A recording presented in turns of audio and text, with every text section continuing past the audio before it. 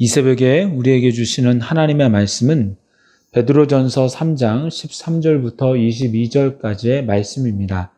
제가 가지고 있는 성경책으로 신약성경 379쪽에 있습니다. 하나님의 말씀을 받들어 읽겠습니다. 또 너희가 열심으로 선을 행하면 누가 너희를 해하리요? 그러나 의를 위하여 고난을 받으면 복 있는 자니 그들이 두려워하는 것을 두려워하지 말며 근심하지 말고 너희 마음에 그리스도를 주로 삼아 거룩하게 하고 너희 속에 있는 소망에 관한 이유를 묻는 자에게는 대답할 것을 항상 준비하되 온유와 두려움으로 하고 선한 양심을 가지라. 이는 그리스도 안에 있는 너희의 선행을 욕하는 자들로 그 비방하는 일에 부끄러움을 당하게 하려 함이라. 선을 행함으로 고난받는 것이 하나님의 뜻일진데 악을 행함으로 고난받는 것보다 나으니라. 그리스도께서도 단번에 죄를 위하여 죽으사 의인으로서 불의한 자를 대신하셨으니 이는 우리를 하나님 앞으로 인도하려 하심이라. 육체로는 죽임을 당하시고 영으로는 살리심을 받으셨으니 그가 또한 영으로 가서 옥에 있는 영들에게 선포하시니라. 그들은 전에 노아의 날 방주를 준비할 동안 하나님이 오래 참고 기다리실 때에 복종하지 아니하던 자들이라. 방주에서 물로 말미암아 구원을 얻은 자가 몇 분이니 겨우 8명이라. 물은 예수 그리스도께서 부활하심으로 말미암아 이제 너희를 구원하는 편이 곧 세례라. 이는 육체의 더러운 것을 제하여 버림이 아니요 하나님을 향한 선한 양심의 간군이라. 그는 하늘에 오르사 하나님 우편에 계시니 전사들과 권세들과 능력들이 그에게 복종하느니라. 아멘. 이 시간에는 고난이 찾아올 때라는 제목으로 말씀을 나누도록 하겠습니다. 오늘 본문은 또 너희가 열심으로 선을 행하면 누가 너희를 해하리요? 라는 말씀으로 시작합니다. 이 문장은 수사 의문문으로 최선을 다해 선한 의도로 선을 행하면 아무도 해할 사람이 없다는 것을 강조하고 있습니다. 그런데요, 사실 베드로전서의 저자 베드로는 이제껏 예수님을 전하다가 많은 핍박을 받은 이였습니다. 베드로 사도는 사람들에게 복음을 들려주어 영생이 있음을 알려주었습니다. 때로는 육신이 병든 자들, 마음에 상처가 있는 자들을 위하여 기도함으로 낫게 해 주었습니다. 그는 변화된 후 어디를 가든지 하나님이 기뻐하시는 선한 일을 했지 악한 의도로 악한 일을 하지 않았습니다. 그런데 그럼에도 불구하고 지금까지 많은 환난과 핍박을 받았습니다. 매도 많이 맞았고 감옥에도 수없이 갇혔습니다. 그렇게 선한 일을 하다가 많은 어려움을 당했던 그가 오늘 본문에서는 그가 경험했던 것과는 다르게 선을 행하면 아무도 해할 사람이 없다라고 합니다. 왜 이런 말을 할까요? 그동안 인생에도 보면 많은 사람이 베드로를 해하려고 하지 않았습니까? 선을 행하고 복음을 전하고 하나님의 말씀에 순종하고 하나님의 말씀을 전하려고 하는 그에게 많은 핍박과 고난을 가하지 않았습니까? 이것은 사실 원어 성경에서 보면 그 의미를 정확하게 알 수 있는데요. 해하다에 해당하는 헬러 카코스는 육체적 고통을 준다는 의미뿐 아니라 도덕적, 영적인 의미에도 많이 쓰입니다. 즉, 본문 13절의 말씀은 선을 행하다가 누군가에게 육신의 고통과 핍박을 받지 않는다라는 의미가 아니라 아무리 육신적으로 환난을 받는다고 하더라도 악인은 절대로 그리스도인의 마음과 영적인 상태를 해칠 수 없다는 것입니다. 마치 바울과 실라가 빌립보 감옥에 갇혀 있는 상황에서도 다른 죄수들이 다 들을 정도로 기도하며 마음껏 하나님을 찬양하며 감사했듯이 몸은 감옥에 갇히게 할 수 있으나 영혼은 가둘 수 없고 오히려 고난 중에서도 평안할 수 있다는 것입니다. 그것을 강조하기 위해서 수사 의문문으로 선을 행하면 누가 너희를 해하리요? 라고 당당히 선포하고 있는 것입니다. 이후 14절부터는 성도에게 고난이 찾아왔을 때 어떻게 대처해야 할지에 대해서 말하고 있는데요. 첫 번째로는 두려워하지 말고 근심하지 말라고 합니다. 14절에 보면 이렇게 기록하고 있습니다. 그러나 의를 위하여 고난을 받으면 복 있는 자니 그들이 두려워하는 것을 두려워하지 말며 근심하지 말고. 그들이 두려워하는 것을 두려워하지 말라고 하는데 좀 난해하죠. 이대로 해석하자면 핍박하는 자가 두려워하는 것이 있다는 것입니다. 그것이 무엇인지 알 수가 없습니다. 그래서 이 구절을 다른 성경에서는 공포심을 불어넣는 것을 의미하기도 하고요. 또 새 번역 성경에서는 위협, 공동 번역에서는 협박이라고도 합니다. 그들이 아무리 공포심을 불어넣고 위협하고 협박하더라도 겁내지 말라는 것입니다. 두려워하지 말고 근심하지 말라는 겁니다. 왜 그렇습니까? 의를 위하여 고난을 받으면 복이 있다는 것이죠. 복이 있다는 소망을 가지라는 겁니다. 그런데 여기서는 어떤 복인지 확실하게 나와 있지 않지만 마태복음 5장 10절에는 어떤 복인지 기록되어 있습니다. 의를 위하여 박해를 받는 자는 복이 있나니 천국이 그들의 것임이라. 천국이 의를 위하여 박해받는 자, 천국이 의를 위하여 고난받는 자를 위해서 준비되었다는 것입니다. 저들은 천국을 누리면서 살 수 있다는 겁니다. 비록 이 땅에서 고통과 고난을 당한다고 할지라도 이 땅에서 하나님의 나라를 소유하며 하나님의 나라를 확장시키며 하나님 나라를 세워가는 것을 기뻐하라는 겁니다.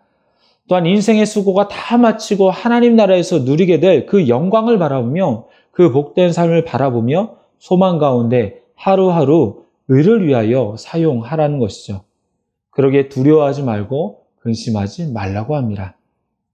두 번째로 고난이 임할 때 오히려 복음 전할 기회로 삼으라고 합니다. 성도가 고난받을 때 두 부류의 사람이 있을 수 있습니다. 한 부류는 핍박하는 사람이고 한 부류는 핍박하지는 않지만 그것을 지켜보는 사람입니다.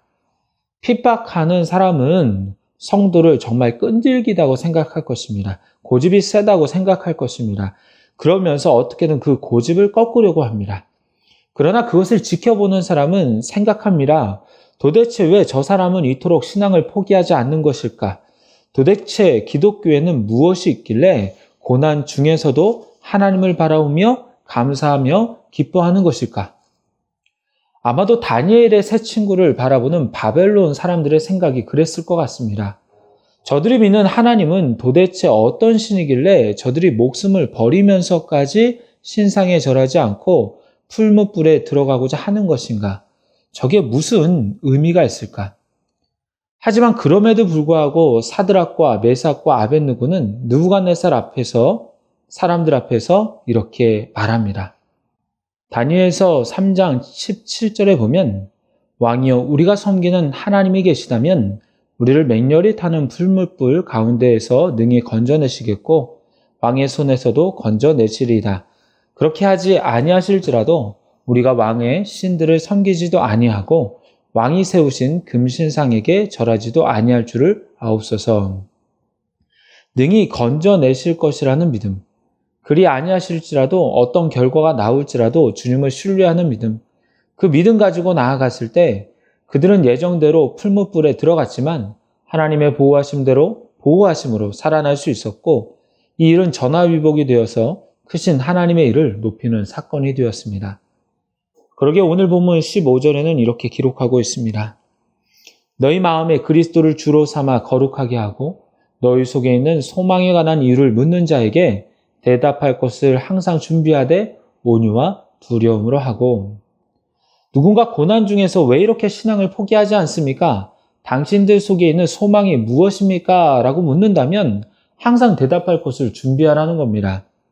그런데 대답하되 주의할 것이 있습니다. 온유와 두려움과 선한 양심으로 해야 합니다. 온유로 하라는 것은 상대방을 부드럽고 친절하게 상대방에게 부드럽고 친절하게 말하라는 겁니다. 두려움으로 하라는 것은 하나님을 신뢰하고 하나님을 경외하는 마음으로 하라는 것이죠. 또한 선한 양심을 가지라는 것은 선한 양심에 따라서 행동하라는 겁니다. 이것은 일시적으로 말로만 대답하는 것이 아니라 평소의 행동으로 보여주라는 겁니다. 만약 그렇게 한다면 그리스도인의 선한 행실을 보고 핍박하는 자들, 비방하는 자들, 그리고 광망하며 보는 자들이 오히려 부끄러움을 당하게 될 것이라고 합니다. 베드로는 고난을 이기고 승리한 삶의 예로 그리스도 예수를 소개합니다. 18절 상반절에 보면 그리스도께서도 단번에 죄를 위하여 죽으사 의인으로서 불의한 자를 대신하셨다라고 하죠. 죄를 위하여 죽으셨습니다. 그러나 사실 예수님은 죄가 하나도 없으셨습니다. 그럼에도 불의한 자들, 즉 아직 죄 용서함을 받지 못한 모든 이들을 대신해서 죄인된 우리를 하나님 앞으로 인도하기 위하여 죽으셨습니다. 본인이 악을 행함으로 고난을 받은 것이 아니라 의를 위하여, 하나님의 뜻을 위하여 고난을 받으신 것입니다. 그럴 때 그 결과가 어떻게 나타납니까? 18절 하반절에 보면 육체로는 죽임을 당하셨지만 영으로는 살리심을 받으셨습니다. 의를 위하여 살아갈 때 육신적인 고통은 받으셨지만 영으로는 하나님으로부터 살리심을 받았고 육신의 부활과 함께 영원한 존재가 되었다는 겁니다. 예수님은 갇혀있는 영들에게 자신의 승리를 선포하시고 그들에게 승리를 선포하셨으며 그들에게 심판을 선언하십니다. 20절부터 베드로는 노아의 예를 듭니다. 노아 시대에 노아는 정신이 이상한 사람으로 취급을 받았을 것입니다. 배를 강이나 바다가 아닌 산 꼭대기에 지으니 그것도 길이가 140m나 되는 큰 배를 수많은 세월 동안 지으니 온갖 조롱과 모욕을 당했을 것입니다. 하지만 그럼에도 불구하고 심판의 때에 살아남은 이들은 노아의 가족 8명 뿐이었습니다. 이처럼 그리스도인들도 비록 고난 중에 있을지라도 결국에는 예수님처럼 노아와 그의 가족처럼 분명히 하나님께서 보상해 주시며 갚아 주신다는 것입니다. 이제 말씀을 맺도록 하겠습니다. 선을 행하며 의를 위하여 살아갈지라도 고난을 받는 경우가 있습니다. 그러나 성경은 그것을 오히려 복이라고 말합니다. 비록 고난 중에 소망이 눈에 보이지 않고 만져지는 것이 없다고 할지라도 하나님은 더 큰 은혜와 복을 준비해 주십니다. 그러기에 두려워하는 것이 아니라 소망에 관한 이유를 전함으로 고난 중에서도 복음을 전할 수 있는 저와 여러분이 되기를 소망합니다. 기도하겠습니다. 하나님 아버지, 고난 중에서도 주님을 바라보는 믿음을 허락하여 주시옵소서. 우리가 잘못해서 감당하는 고난이 아니라 선을 행함으로 의를 위하여 받는 고난을 기뻐하게 하시고 고난이 앞에 있더라도 주님이 기뻐하시는 일을 선택하며 이 땅 가운데서 하나님 나라를 확장시켜 갈 수 있는 저희들이 되게 하여 주시옵소서. 예수님의 이름으로 기도드리옵나이다. 아멘.